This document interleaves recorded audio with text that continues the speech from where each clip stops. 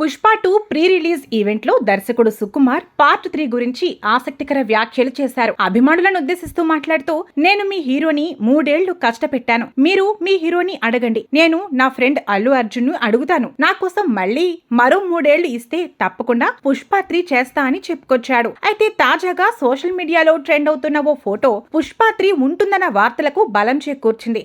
ఈ సినిమాకు sound engineer గా ఆస్కార్ అవార్డు విజేత రసూల్ పూకుట్టి పనిచేశారు. ఆయన తన టీంతో కలిసి దిగిన ఫోటో వెనుక పుష్ప 3 టైటిల్ ఉంది.